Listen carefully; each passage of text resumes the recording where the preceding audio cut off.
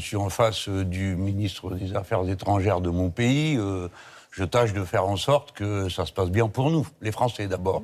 Mais regardez bien, cette affaire de Groenland, il y a un aspect, il y a deux aspects à voir. Un, la terre de Saint-Pierre et Miquelon, qui est dans l'estuaire du Saint-Laurent, a le même statut que Saint-Pierre et Miquelon, ainsi que la Polynésie française, ainsi que Wallis et Futuna, ainsi que la Calédonie Kanaki.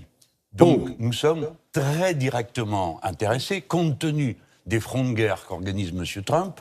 Je pense à tout ce qui est en Asie du Sud-Est, en particulier la partie, la Nouvelle-Calédonie Kanaki et la Polynésie française. Tout ce Il qui pourrait se trouve faire la là-bas. même chose qu'avec le Groenland, c'est ça que vous dites?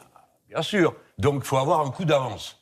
Et je propose que pour le coup d'avance, c'est une idée que je vous propose, on vote que les territoires associés, parce que c'est leur statut à ces territoires-là, ils n'ont pas le même statut que les dom-toms, soient considérés comme territoires de l'Union européenne. Pourquoi? Ils le sont, de facto, juridiquement en tout cas. Pourquoi? Parce que quand on a posé la question à Mme van der Leyen, est-ce que le Groenland est vraiment européen? Alors elle regarde en l'air, elle répond pas. Non, il faut répondre oui, oui, absolument. Et donc on pourrait avoir, si vous voulez, une sorte de vote Il lui fait un solennel, cours, hein, oui.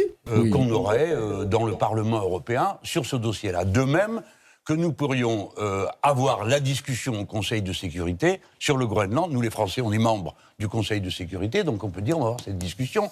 Parce que, je termine, hein, mais il faut que ce soit lui l'agresseur. Prends des notes, Barrault. Et qu'il n'y ait pas d'ambiguïté sur qui est responsable de ce qui pourrait arriver. Et croyez-moi, Caroline Roux, c'est pas rien pour les États-Unis. Il y a des frontières physiques, bien sûr, militaires, mais il y a des frontières morales. Et ils ne peuvent pas s'en exonérer totalement. Vous êtes sûr? Parce que c'est de ça dont on doute aujourd'hui.